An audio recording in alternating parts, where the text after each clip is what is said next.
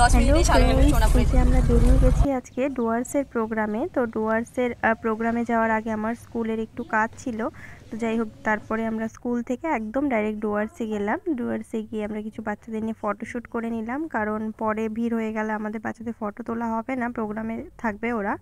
তো ফটোশ্যুট করার পরে আমি আবার একটু বেরিয়ে গেছিলাম, কারণ আমার বইয়ের দোকানে যেতে হতো। প্রায় 100-150 জনের স্টুডেন্টের বই আনার ব্যাপার আছে, স্টুডেন্টদের দেওয়া হবে নতুন বই। তো তার জন্য ওই যে আমরা ড্রাইভারের এখানে যাচ্ছি, ড্রাইভার আবার গাড়িটা পার্ক করে রেখেছিল এই সাইডে। যেহেতু আমাদের বাইরে যাওয়ার ব্যাপার ছিল, তো পার্কিংয়ে আমরা ঢোকাইনি একটা গাড়ি, তো আরেকটা গাড়ি বাইরে রেখেছিলাম, একটা ঢুকিয়েছিলাম ভেতরে। তো আমি এই যে বেরিয়ে গেলাম। তারপরে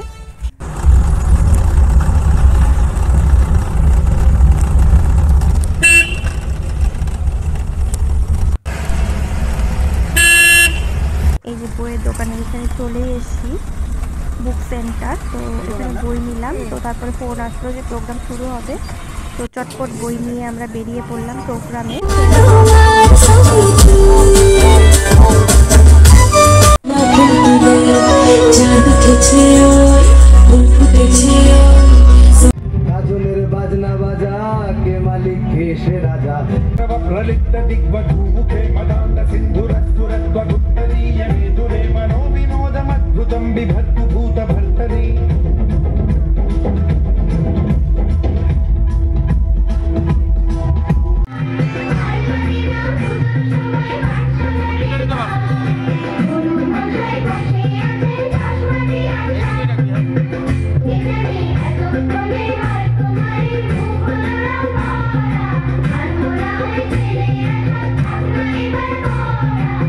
আমাদের স্কুলের বাচ্চারা বিভিন্নভাবে প্রশংসিত হলো, এবং ডিস্ট্রিক্ট ম্যাজিস্ট্রেট যে ছিলেন ওনার কাছ থেকে পুরস্কার পেয়েছিল আমাদের বাচ্চারা।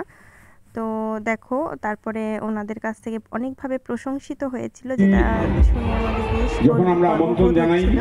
তো ভিডিওটা কিছুটা স্কিপ করে দিয়েছিলাম, যারা সেই নিয়ম মেনে আমাদের এই আমন্ত্রণমূলক অনুষ্ঠান করবে, তাদেরকে আমরা মাননীয় জেলা শাসক তার স্বাক্ষরিত শংসাপত্র আমরা প্রদান করব। একটু আগে বিশেষ পথ ইনস্টিটিউট ফর স্পেশাল চাইল্ড এরা অনুষ্ঠান করেছে আমাদের মধ্যে। মেলা ঘুরতে হবে, তো এবার বাচ্চাদেরকে প্রোগ্রাম শেষ করে তো আমরা বাচ্চাদেরকে নিয়ে একটু মেলা ঘুরছিলাম।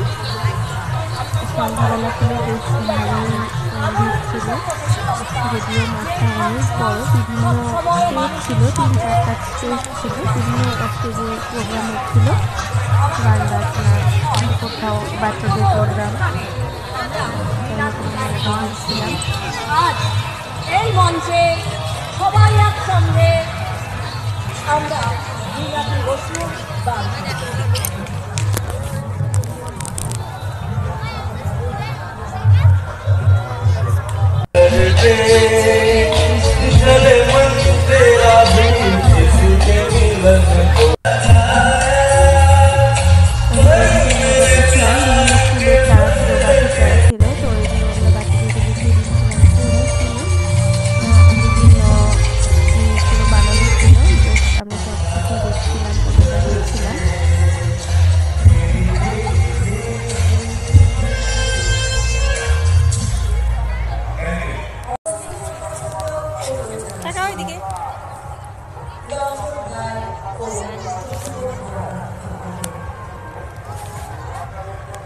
ড্রাগন ফলের চাষ।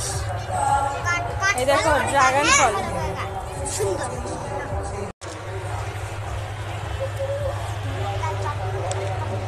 তারপরে আমরা গেছিলাম খাওয়ারের দিকে। তো আমরা আমাদের বাচ্চাদেরকে খাওয়ালাম, আমরা নিজেরা খেলাম। তো খেয়ে আমরা বাড়ি ফিরতে ফিরতে প্রায় আমাদের অনেক রাত হয়ে গেছিলো। বাড়ি এসে আবার মা পিঠে পাঠিয়েছিল, ওগুলো আমরা একটু খাওয়া দাওয়া করলাম। এই দেখো কত রকমের খাওয়া, এত কিছু খেয়ে এমনি পেটই ভরে গেছিলো, তারপরেও একটু ভাত খেতে হবে যেহেতু। তো আমরা রাত্রে পরে ডিনারটা সেরে ঘুমিয়ে পড়লাম। তো এইভাবে দিনটা বেশ ভালো কেটেছিল।